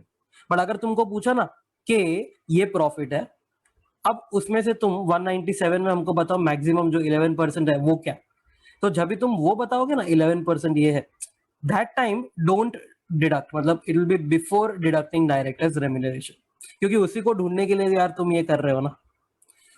फिर पी आएगा prior period loss as per section 198 calculation if not deducted from profit of earlier years. ये बहुत इंपॉर्टेंट है, ये क्या बोलने का ट्राई कर रहा है पता है, this is like set off, but not set off losses as per PNL. एक चीज होता है लॉस एज पर पीएनएल और एक चीज होता है लॉस एज पर 198, ठीक है। तो ये 198 का कोई भी पास्ट ईयर का कैलकुलेशन हुआ होगा, उसमें कोई लॉसेज हुआ ना, उसको सेट ऑफ करने की बात कर रहा है कि अगर तुमने अभी तक माइनस नहीं किया तो तुम यहां से उसको माइनस कर लो। फिर आता है डोंट डिडक्ट द फॉलोइंग, तो उसमें LIC, तो एल से आएगा लॉस ऑफ कैपिटल नेचर और loss on sale of undertaking. जैसे हमने ऊपर देखा था ना, प्रॉफिट को क्रेडिट नहीं देते थे, इसके लिए यहाँ पर बोला है लॉस भी तुम माइनस मत करो, क्योंकि वो तुम्हारा डेली नेचर का नहीं है। आई से आएगा इनकम टैक्स, सुपर टैक्स या सरचार्ज बोलते हैं उसको under income tax act, and any other tax other than point T of that circuit BDP। वो ऊपर क्या बोला था, डिडक्ट करना था अबनॉर्मल प्रॉफिट या एक्सेस प्रॉफिट पे या कोई स्पेशल टाइप का कोई टैक्स रहेगा ना, सिर्फ वही डिडक्ट करना, उसके अलावा यहाँ पर जो है इनकम टैक्स वगैरह that you are not going to deduct. फिर सी में आएगा कॉम्पेंसेशन और डैमेजेस पेड बट वॉलेंटरीली। ऊपर क्या था अपन ने, कॉम्पेंसेशन पढ़ा था ड्यू टू लीगल लायबिलिटी या ब्रीच ऑफ ट्रस्ट वगैरह, तो यहाँ पर वही लिखा है कि other than C point of circuit BDP, मतलब जो सी पॉइंट वही था कि अगर लीगल लायबिलिटी वगैरह है ना, that you have to deduct, but voluntary तुम दे के आए किसी को, दैट यू कांट डिडक्ट। एक और सी था चेंज इन कैरिंग वैल्यू और carrying amount of asset liability recognise in equity reserves और P&L अकाउंट। सी ऊपर क्या हुआ था पता है, जब हम पढ़ रहे थे ना डोंट गिव क्रेडिट, तो उसमें अपन ने देखा था गेन था, अपवर्ड रिवाइवल था, इधर डाउनवर्ड रिवाइवल है, सिंपल। तो डाउनवर्ड रिवाइवल वगैरह हुआ है तो don't deduct the following. For your information खाली एक एग्जांपल देता हूँ टैक्सेस का, अंडरस्टैंड द क्वेश्चन फर्स्ट। अगर तुमको क्वेश्चन में PBT दिया है ना, तो टैक्सेस का कुछ भी मत करना तुम, क्योंकि वो प्रॉफिट बिफोर टैक्स दिया है, एंड एनीवे हम इनकम टैक्स माइनस नहीं करने वाले। बट अगर पैट दिया है, अब एड बैक इनकम टैक्स, अब तुमको ये करना पड़ेगा। 199 recovery of MR in certain cases. कभी कभार रीस्टेटमेंट वगैरह हो जाता है, कभी कोई फ्रॉड हुआ, नॉन कंप्लायंस हुआ और तुम्हारे स्टेटमेंट जो है वो रीस्टेट करने पड़े, ठीक है, तो MR का अमाउंट जो है ना वो भी चेंज हो सकता है। देखो, when a company is required to restate financial statements of prior years due to fraud or non compliances, then it shall recover any MR paid in excess चाहे वो रेम्यूनरेशन हो, ईसॉप हो, जो भी हो, to MD, manager, whole time director और CEO और by whatever name called. तो इनको अगर तुमने कोई भी टाइप का एक्सेस एमआर वगैरह दे दिया, चाहे वो पास्ट का एमडी है या अभी भी एमडी हो, फर्क नहीं पड़ता है। अगर तुमने एक बार जो उसको दिया था पास्ट में और अब पता चला कि वो रीस्टेट हो चुका है अमाउंट, तो वो रिटर्न करेगा, मतलब यू कैन रिकवर। देखो एग्जांपल, 2018 का नेट प्रॉफिट अंडर 198 था 1 करोड़, तो मैंने 11% इससे MR paid was 11 lakh. But in 2020, a fraud was revealed and net profit of 2018 was overstated by 20 lakhs. मतलब ये लोग ने कुछ तो भी कांड करके 80 लाख के बदले 1 करोड़ बताया था, मतलब 20 lakh was overstated. So accordingly 2018 का financial statements are being restated. ये तो अब MR भी तो रीस्टेट हो जाएगा 11%. तो now maximum MR is 11% of 80 lakh, which is 8.8 lakh. तो एक्सेस पेड कितना हुआ? 11 तुम पे करके आए थे, बट पे कितना कर सकते थे? 8.8, तो 2.2 एक्स्ट्रा गया है, ठीक है। तो company can recover it from MD etcetera and MD etcetera shell also be liable under 447। अच्छा, इसका मतलब हाँ ये भी नहीं है, इसका मतलब ये नहीं है कि खाली कंपनी रिकवर कर सकता है, वो बंदे को लायबिलिटी भी आने वाला है, 447 हो या जो भी नॉन कंप्लायंस हो उसका। फिर section 200, considerations by the company with respect to remuneration limit to be fixed।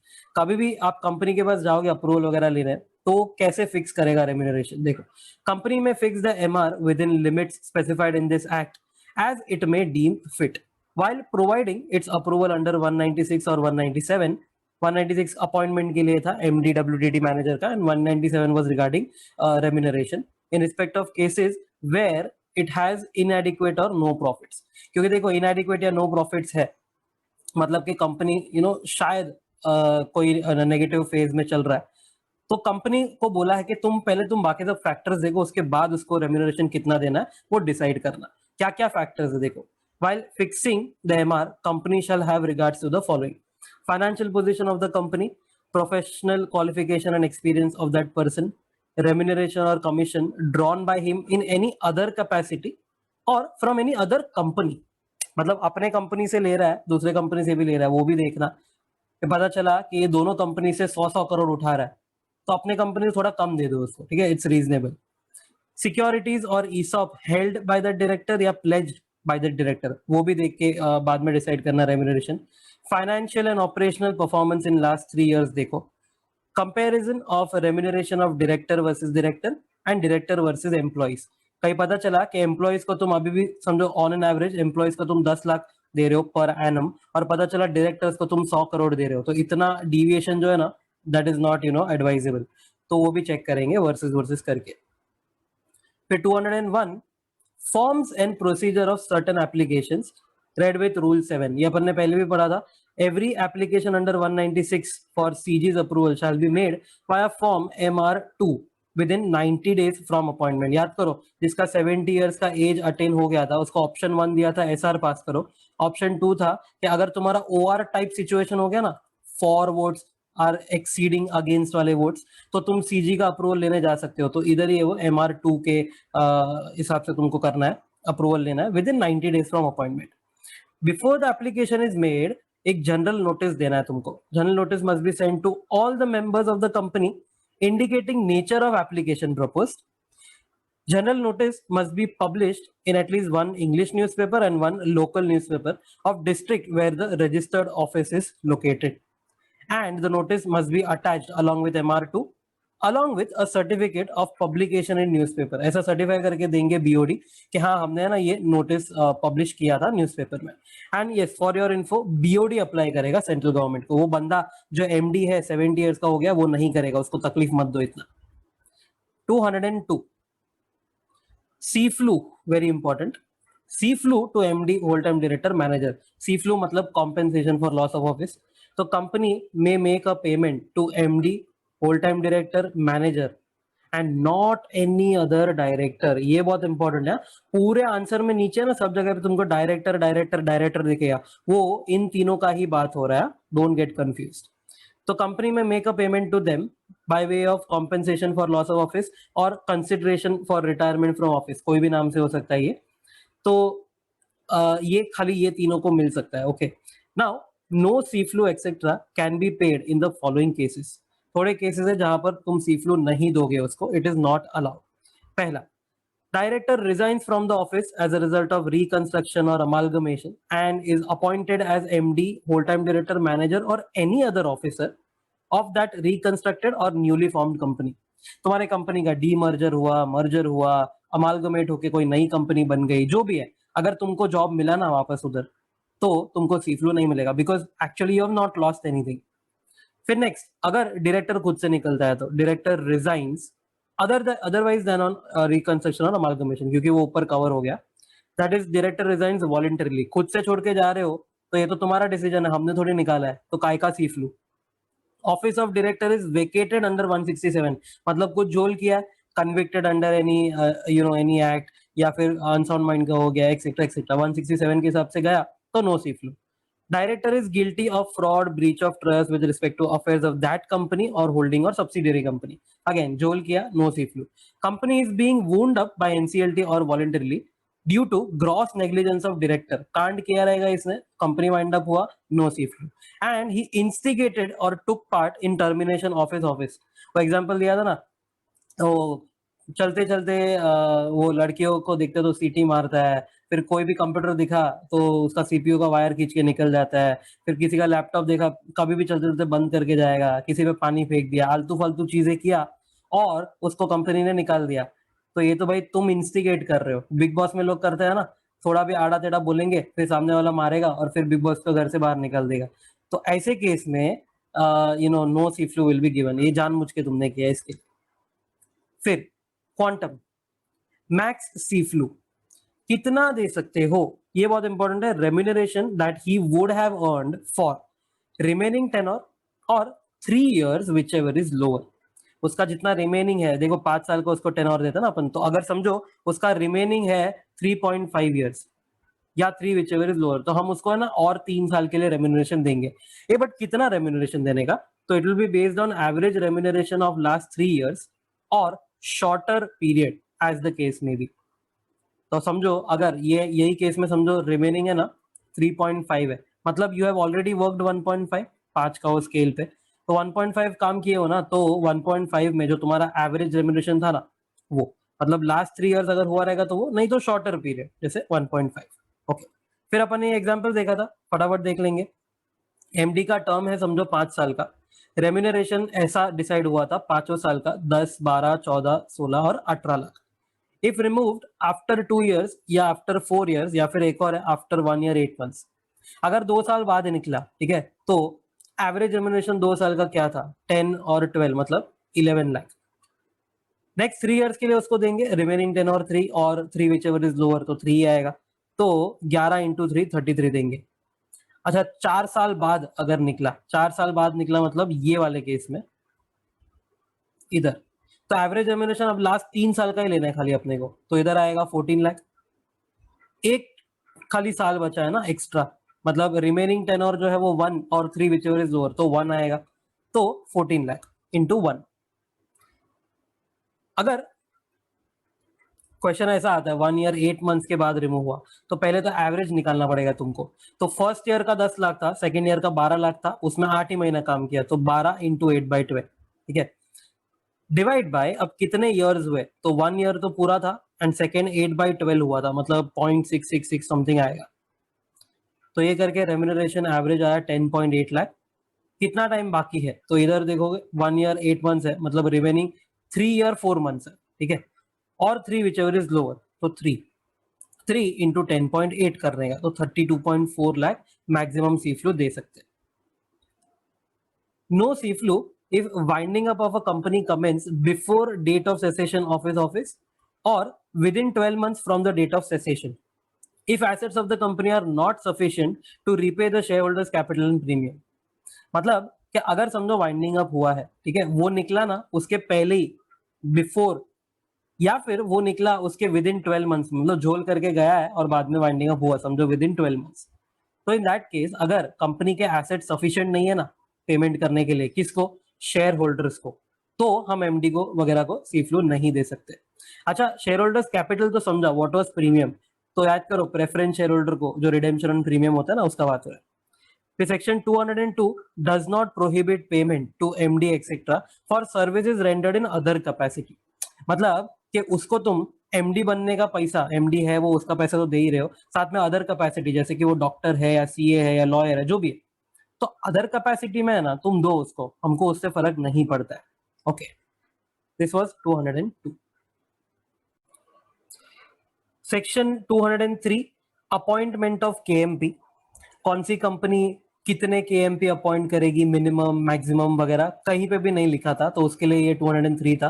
203 subsection 1 red with rule 8 बोलता है every listed company and every public company having paid up share capital of 10 crore और more shall have whole time KMP. Whole time KMP में आएंगे 3 लोग minimum. कौन 3 लोग? पहला CFO plus CS, ये पहला हो गया, ये दूसरा हो गया। तीसरा जो है या तो एमडी या तो सीईओ या तो मैनेजर, और इन देयर एब्सेंस डब्ल्यूटीडी भी चल जाएगा। तो ये तीसरा कैटेगरी है, ठीक है। तो 3 होल टाइम केएमपी होते हैं, ठीक है, तो ये तीनों होने ही चाहिए। तो सीएस, सीएफओ मैंडेटरी, एंड ये 4 में से कोई भी एक, एमडी, सीईओ, मैनेजर प्रेफरेबली, नहीं है तो फिर whole time director. What about private companies? तो रूल 8A बोलता है every private company having paid up share capital of 10 crore or more shall appoint a whole time company secretary। बस, बाकी कोई भी नहीं, सिर्फ कंपनी सेक्रेटरी। पहले ये 5 करोड़ था, अब ये 10 करोड़ हो चुका है, एक छोटा सा अमेंडमेंट हुआ है, तो ये दोनों कंपेयर हो सकता है, ये भी 10 और ये भी 10। बट पब्लिक का अगर 10 करोड़ हो गया तो उसको ये तीनों, बट प्राइवेट का अगर 10 करोड़ हो गया तो सिर्फ एक जो है सीएस। फर्स्ट प्रोविजो बोलता है an individual shall not be appointed और reappointed as chairman of the company as well as MD और CEO of the company at the same time. मतलब नॉर्मली एक बंदा चेयरपर्सन प्लस एमडी या chairperson plus CEO नहीं बन सकता, but याद रखना दिस इज एक बंदा एट एक time at one company. Okay, अगर मैं आज चेयरपर्सन हूं, फिर मैंने वो पदवी छोड़ दिया और उसके बाद में यही कंपनी में एमडी बना तो चल जाएगा, but at the same time नहीं चलेगा। बट एक्सेप्शन है, इफ एओए प्रोवाइड्स अदरवाइज, तो चेयरपर्सन प्लस एमडी एक सिंगल बंदा बन सकता है एक कंपनी में, या if company does not carry multiple business तो भी चलेगा। अगर एक ही धंधा है तुम्हारा, समझो तुम रिलायंस नहीं हो, एक ही धंधा है तुम्हारा अगर खाली, तो चेयरपर्सन प्लस एमडी बन सकता है एक बंदा। फिर एक एक्सेप्शन है, सेकंड प्रोविजो बोलता है कि जो अभी ऊपर पड़ा ना first proviso will not apply to some companies. कौन सी कंपनीज? तो public companies having paid up share capital 100 crore और मोर, एंड ये बहुत इंपॉर्टेंट है, अभी तक तुम सब जगह पे और पढ़ रहे थे, तो एंड टर्नओवर 1000 करोड़ और मोर। अगर कोई पब्लिक कंपनी का कैपिटल 100 या उससे ज्यादा, टर्नओवर 1000 या उससे ज्यादा है, and it has multiple business and one CEO for each business. मतलब समझो हम हैं रिलायंस, एग्जाम्पल, ठीक है, हम रिलायंस है, हमारे 2 धंधे हैं, ऐसे तो 2000 है, बट हम एग्जाम्पल लेंगे, सिर्फ 2 धंधे। अगर मेरा एक धंधे के लिए मेरा सीईओ है एक, सीईओ 1, सेकेंड धंधे के लिए मेरा सीईओ 2 है, ठीक है, तो अगर मैं मुकेश अंबानी हूं, तो क्या मैं रिलायंस का एमडी प्लस चेयरपर्सन बन सकता हूं? ये है मुकेश अंबानी, का आंसर इज यस, क्योंकि उसको ऊपर वाला प्रोविजो अप्लाई ही नहीं करता है, क्योंकि उसके जितने भी बिजनेस है, मल्टीपल बिजनेस है, हर एक के लिए उसने एक एक सीईओ रखा है, तो चलेगा, Mukesh Ambani can become MD plus chairperson of Reliance, no problem. उसके बाद 203 सबसेक्शन 2 बोलता है अपॉइंटमेंट के बारे में, एवरी डब्ल्यूटी केएमपी मतलब whole time KMP shall be appointed by board resolution and such board resolution shall contain terms and conditions of appointment. क्या terms and condition होगा? तो उसका टेनोर क्या होगा, उसका रेम्यूनरेशन क्या होगा, एक्सेट्रा एक्सेट्रा। अच्छा, 179 सबसेक्शन 3 में अपन पढ़े थे ना आंसर, सीबीआई बिग डेटा पा, इसमें ये वाला ए था, उसमें था अपॉइंटमेंट ऑफ केएमपी के लिए compulsory BR at BM, no circulation allowed, तो उधर लिखा था, यहाँ पर कनेक्ट कर दो इसको। तो होल टाइम केएमपी को अगर अपॉइंट करना है तो क्या चलेगा, क्या लगेगा? BR at BM only. Subsection 3 restriction on multiple appointments. ऐसा बोला है कि एक whole time KMP shall not hold office in more than one company at the same time except in it subsidiary.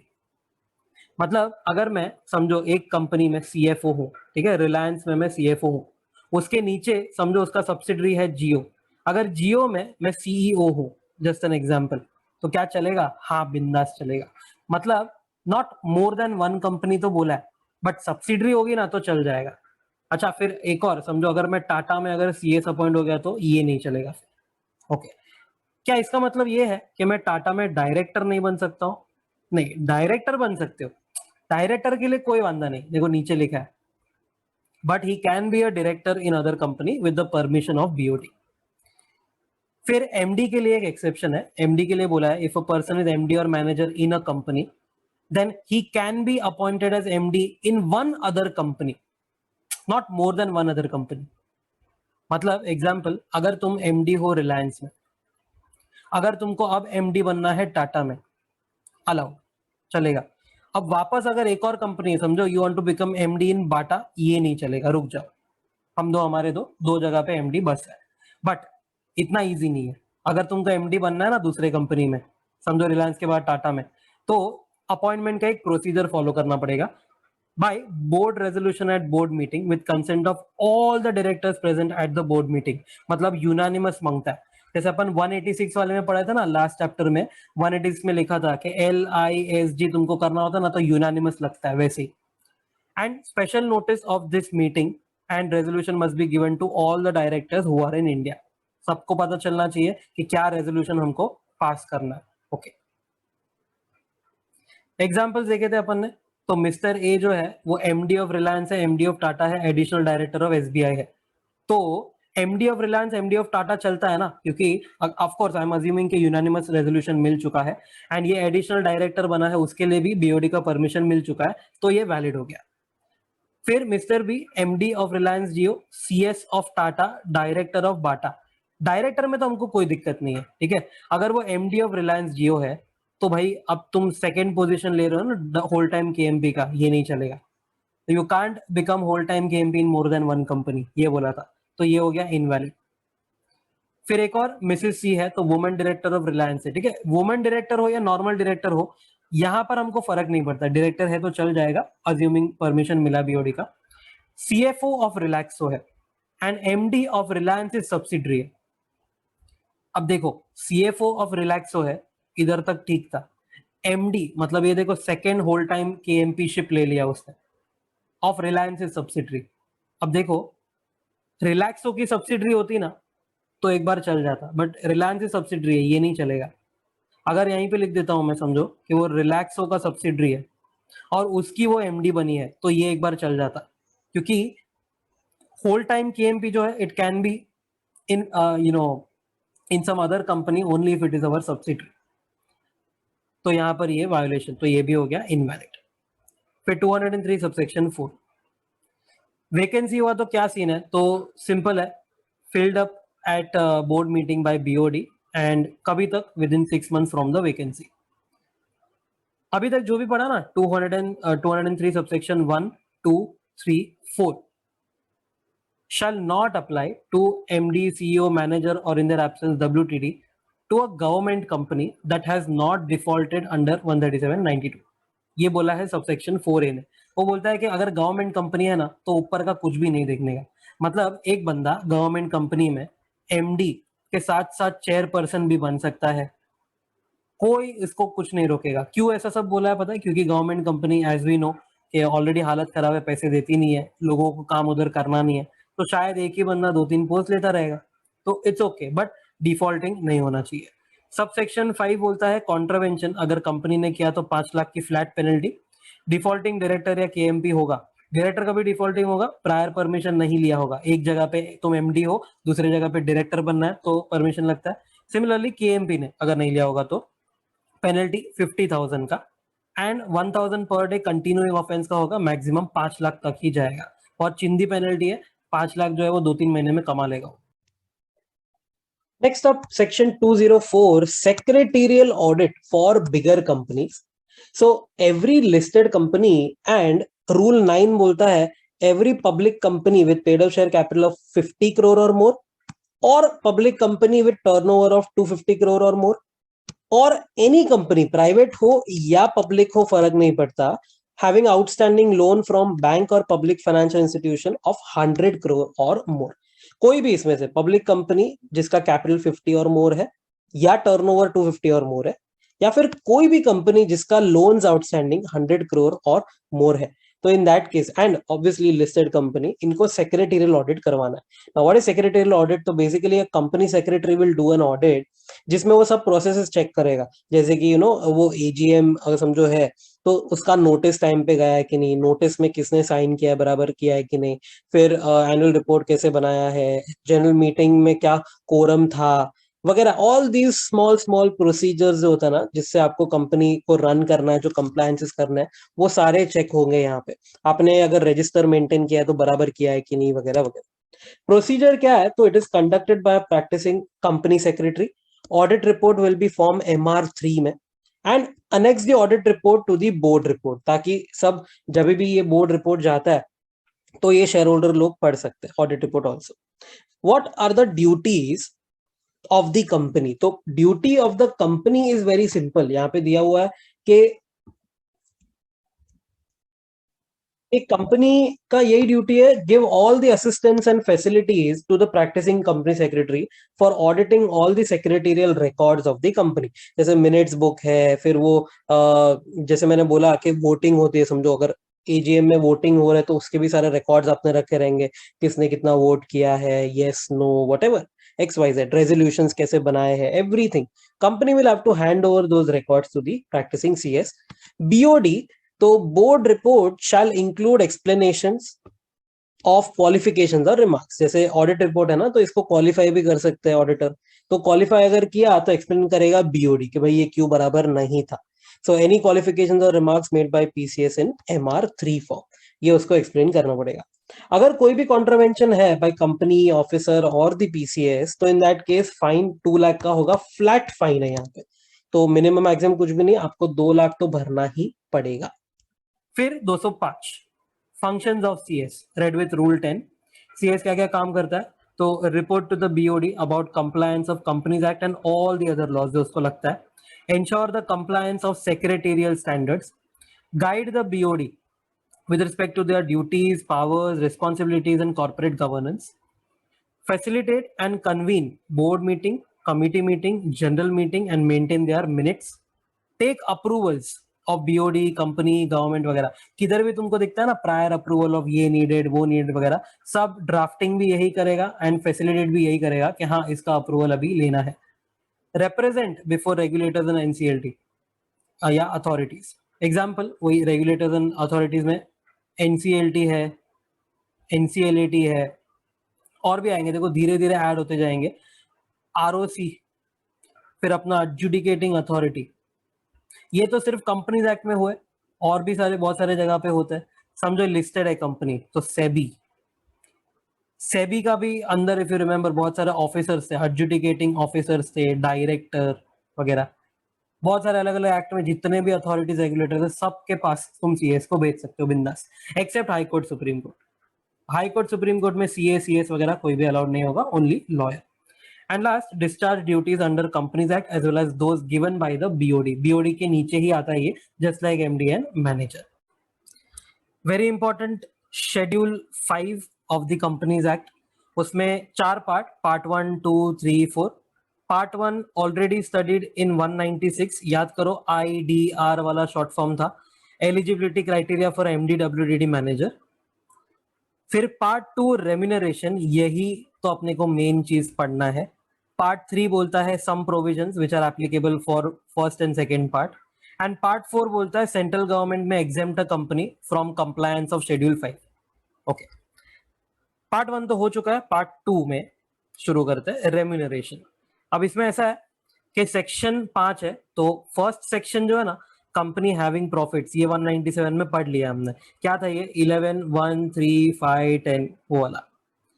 Section 2 जो है इनएडिक्वेट प्रॉफिट वाला, ये भी हम पढ़ चुके हैं. क्या था ये? तो 60 lakh, 84 lakh, 120 lakh and so on, वो भी 197 में था. सेक्शन 3 बोलता है वही सेम केस, इनएडिक्वेट प्रॉफिट है, but in certain cases freely पे कर पाओगे तुम, तो ये हम देखेंगे अभी. सेक्शन 4 बोलता है परक्विजिट एक्सक्लूडेड फ्रॉम एमआर, बहुत सही तोड़ क्वेश्चन इसमें आया। And section 5 MR to KMP in 2 companies, कोई अगर 2 कंपनी में केएमपी है तो कैसे एमआर का क्या लिमिट होगा वो। Now next, section 3 part 2 of schedule 5 बोलता है कि companies with inadequate profits may pay remuneration in excess of the limits under section 2 of part 2 in the following cases to MD WTT manager और ID NED। तो याद है effective capital वाला जो rule अपन ने पढ़ा, उसमें इनके लिए एक लिमिट अलग चल रहा था एंड ID NED के लिए अलग लिमिट चल रहा था। तो यू कैन पे इन एक्सेस इफ, तो यहाँ पे बहुत सारे कंडीशंस है। तो if you have inadequate profits and if you want to pay remuneration excess of those limits, तो पहला, if some other company pays an amount in excess of limits under section 1 and 2, and ये जो some other company है ना, it should be either a foreign company or a company that has got approval from shareholders। मतलब already एक foreign company या एक shareholder approval वाली company इनको, ये बंदे को excess में पे कर रहे हैं, and that company treats the amount as managerial remuneration, and total MR paid by that company to its KMP, independent director or non-executive directors is within the limits under 197। Basically क्या बोलने का try कर रहा है कि अगर किसी ने एक्सेस में पे किया है, कोई फॉरेन कंपनी हो या कोई company that is got an approval already, और वो भी उसको मैनेजरल रेम्यूनरेशन ही ट्रीट करता है, एंड उसने अपने सारे जो केएमपी आईडी एनईडी वगैरह है उसके लिए 197 भी फॉलो किया हुआ है, तो इन दैट केस आप अगर इनएडिक्वेट प्रॉफिट वाली कंपनी हो तो आप पे कर पाओगे। नेक्स्ट है बी वाला point, you can pay in excess of those limits if newly incorporated company हो आप for 7 years from incorporation।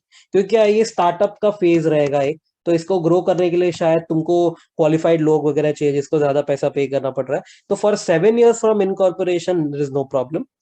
if sick company है for whom BIFR has approved a revival plan for 5 years from approval, तो board for internal financial reconstruction जो है ना, ये क्या कर रहा था पहले ही होता, अभी तो एनसीएलटी के हाथ में आ गया, तो ये जो बीआईएफआर है वो रिवाइवल के लिए कोई प्लान बनाया था, उसको अप्रूव किया हुआ है, किसी ने प्लान बनाया होगा कि ये कंपनी को अपन टेक ओवर करके रन करेंगे वगैरह वगैरह, तो 5 years तक ये चल जाएगा टू रन दैट कंपनी। उसको रिवाइव करने के लिए you need probably some qualified people जो एक्सपेंसिव होते हैं, उनको जो पे करना है वो ज्यादा करना होगा, कोई बात नहीं, चलेगा for 5 years from approval।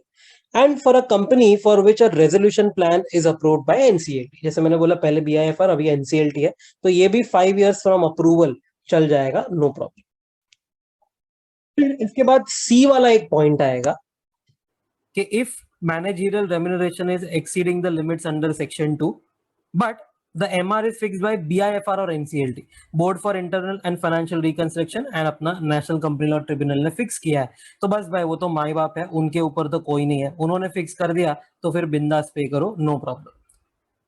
Section 3 shall apply if, ये जो अभी पढ़ा ना अपन ने, it will apply for if for point B and C the KMP is not receiving MR from any other company. तो बी एंड सी देखा ना अभी कि वो न्यूली इनकॉर्पोरेटेड है या एनसीएलटी वाला रेजोल्यूशन प्लान वगैरह है, या ये सी वाला, ये सब में KNP is not receiving MR from any other company, मतलब एक ही कंपनी को डेडिकेटेड है, तो हम ये अप्लाई करेंगे कि उसको बिंदास पे करो। Auditor, company secretary of the company, और अगर वो नहीं है तो practising company secretary, certifies that secured creditors and term lenders have given a written NOC, no objection certificate, for appointment and remuneration, and this certificate must be attached with MR3। MR3 क्या होता है, 60 days के अंदर from appointment तुमको ये file करना होता है अपॉइंटमेंट ऑफ केएमपी से। And again same, auditor CS या PCS certifies that there is no default to any creditors or deposit holders, तो ही ये अप्लाई करेंगे, मतलब बिंदास अलाउ हो, कोई स्पेशल रेजोल्यूशन वगैरह कुछ जरूरत नहीं होगा ये सेक्शन 3 में। फिर section 4 very very very very very very very very very very very important, perquisites not included in MR under section 2 and 3 only, ये बहुत इंपॉर्टेंट है, इधर अगर तुम्हारा ध्यान नहीं गया तो भाई खत्म हो गया गेम। सिर्फ सेक्शन 2 एंड सेक्शन 3, मतलब only for in adequate profits ये रूल अप्लाई करना। अगर एडिक्वेट प्रॉफिट्स है तो जो एमआर आएगा ना 11% या 13510 जो भी है, उसमें सब में ये परक्विजिट्स ऑलरेडी इंक्लूड हो चुके हैं। बट अगर इनएडिक्वेट प्रॉफिट्स है तो ये सारे परक्विजिट्स जो है वो नॉट इंक्लूडेड होंगे। Okay, very important. तो अगर इनएडिक्वेट है तो ये वाला रूल अप्लाई करना, perquisites that are not included in MR. मतलब क्या है इसका? तो एमआर के ओवर एंड अबव फ्रीली पे करो, बिंदास पे करो, कोई नहीं रोकेगा। ओके, जैसे contribution to provident fund, annuity fund, super annuity fund to the extent exempt under the income tax act, gratuity payable up to half month's salary for each completed year of service। Half month का जो salary होगा multiply by number of years of service completed, मतलब अगर 24 महीना, sorry 24 महीना क्या, 24 साल 2 महीने हैं तो इधर इंटू 24 करना। Okay, encashment of leave at the end of the tenure, tenure के एंड तक रुक गए उसके बाद एनकैश किया तो वो भी नॉट इंक्लूडेड इन एमआर होगा, मतलब ओवर एंड अबव मिलेगा, चलेगा। Extra exclusion for expatriate managerial person including NRI. Basically ये लोग जो है वो बाहर काम करते हैं, अपने ही कंपनी के लोग हैं बट बाहर काम करते हैं, तो उसके लिए बोला एक्स्ट्रा एक्सक्लूजन, मतलब उनको ये सब भी मिलेगा ये एक्सक्लूजन, बट और भी मिलेगा। जैसे चिल्ड्रन एजुकेशन अलाउंस एक्सक्लूजन में है for maximum 2 children studying in और आउटसाइड इंडिया, अप टू कितना, अप टू एक्सक्लूजन में आने वाला 12,000 पर मंथ पर चाइल्ड और actual expense which ever is lower, 2 children के लिए, ठीक है। उसके ऊपर का जो भी है वो सब इंक्लूड हो जाएगा एमआर में। ओके, फिर आओ जाओ का खर्चा रहेगा वो लोग का, एरोप्लेन वगैरह का, तो holiday passage for children studying abroad और family staying abroad. Children studying abroad या फैमिली स्टेइंग अब्रॉड, अभी स्टडी कर रहे हैं बाहर समझो, और उसको है ना कोई हॉलीडे मारने का रहेगा, या फैमिली बाहर ही रहती है हॉलीडे मारने का रहेगा, तो रिटर्न पैसेज मिलेगा। रिटर्न पैसेज जो है एयर फेयर वगैरह या डायरेक्टली टिकट मिलेगा, तो once in a year in economic class ले सकते हो तुम, या वंस इन 2 इयर्स, अगर फर्स्ट क्लास में अमीरो नवाबों वाले ख्वाब है तुम्हारे तो वंस इन 2 इयर्स मिलेगा for children family along with that managerial personnel. मतलब तुम्हारे चिल्ड्रन के लिए सिर्फ नहीं है, तुम्हारे लिए भी है प्लस चिल्ड्रन के लिए भी है। Okay, and that won't be included in your managerial remuneration. And leave travel concession, तो ऊपर क्या हो रहा था, पैसेज मतलब डायरेक्टली टिकट वगैरह मिलता रहेगा, यहाँ पर कंसेशन डिस्काउंट टाइप मिलता रहेगा। तो return passage for self plus family to be spend abroad, that is in your home country. Remuneration will always include reimbursement of direct taxes to the managerial personnel. उसने जो direct tax भरा वो भी समझो company reimburse करता है उसको, तो वो भी उसके एमआर में तो इंक्लूड होएगा ही ना बाय डिफॉल्ट। एंड फैमिली जिधर इधर लिखा है ना, ये देखो इधर फैमिली लिखा था, इधर फैमिली लिखा था, तो spouse, dependent children and dependent parents. Okay, फिर सेक्शन 5 पार्ट 2 का, सेक्शन 5 बोलता है कि 2 कंपनी से अगर एमआर आ रहा है ना तुमको तो क्या करने का। तो subject to section 1 to 4 of part 2, a managerial personnel shall draw remuneration from one और बोथ द कंपनीज। बट अगर बोथ द कंपनीज है तो remuneration from both the companies in aggregate should be up to higher maximum limit admissible from one of the companies where he is managerial personnel। इसके लिए अपन ने example लिखा है नीचे, ये देख लो। Mister A is MD of Reliance and MD of Jio, allowed है ना, एक एमडी और फिर दूसरे में एक और बार तुम एमडी हो सकते हो, अलाउड है। तो रिलायंस का अपन ने सब कुछ देखा, ठीक है, ये सेक्शन 1 2 सब कुछ देख लिया। अगर ये प्रॉफिटेबल है तो 11% वाला रूल, अगर ये नॉट प्रॉफिटेबल है तो वो 60 लाख 84 लाख वाला रूल, जो भी करके रिलायंस का मैक्स एमआर आता है 10 करोड़ और जियो का मैक्स एमआर आता है 12 करोड़।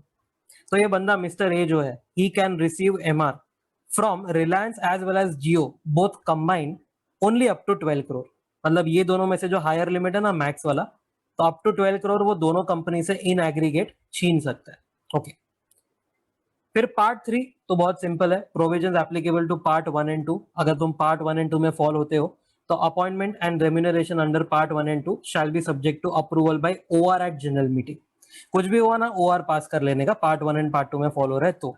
एंड ऑडिटर, सेक्रेटरी या PCS shall certify that schedule 5 has been complied with, और वो ही सर्टिफिकेट सेम वापस एमआर 3 के साथ अटैच करके दे दो।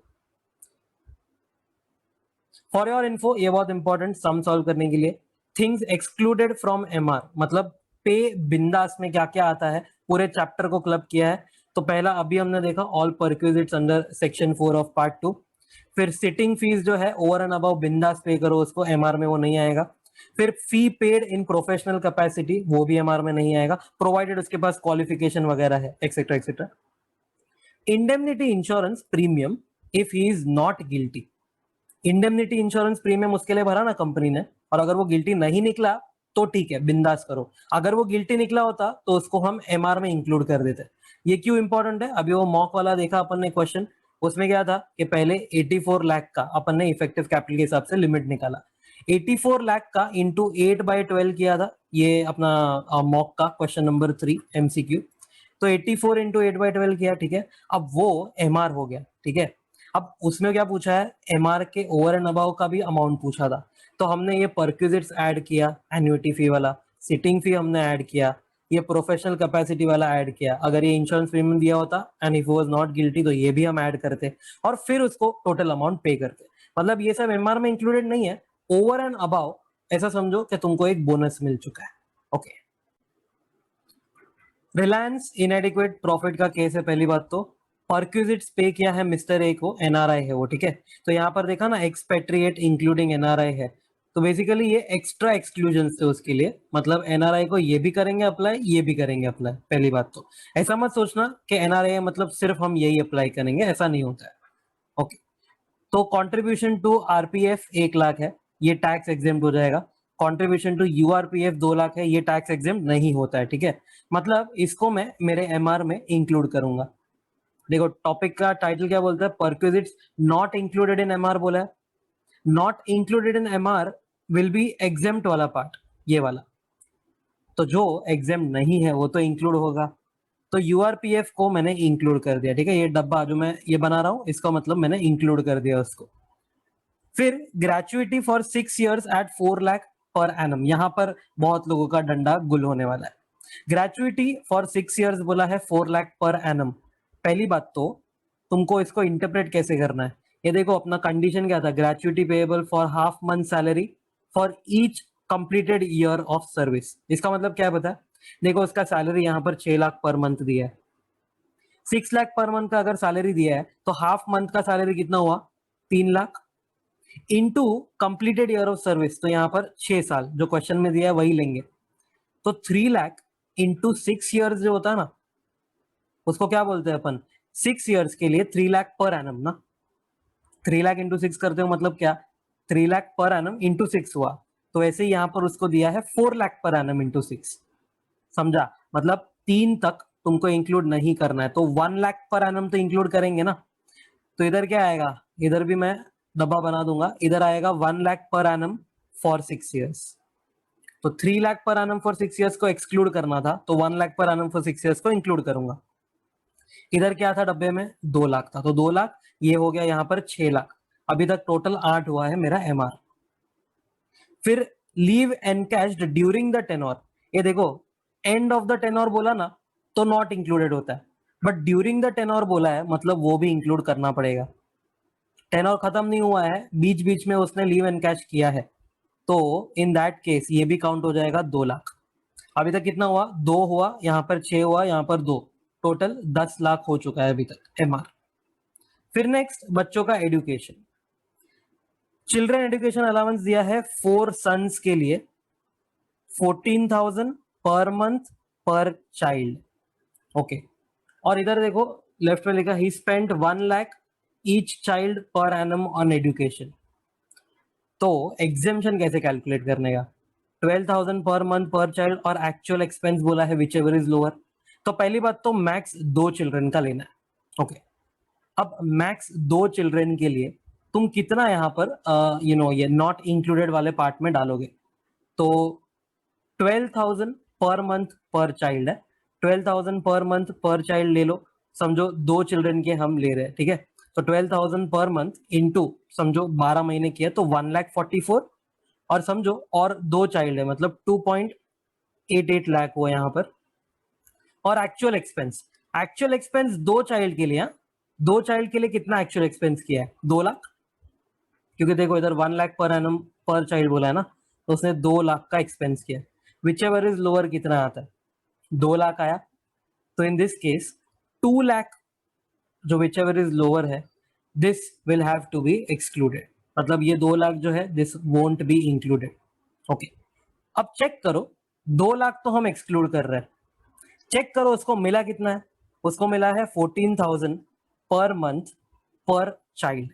तो 14,000 करो, 14,000 इंटू 12 करो, इंटू 4 करो, कितना आता है 14,000 इंटू 12 इंटू 4 आया मेरे को 6,72,000।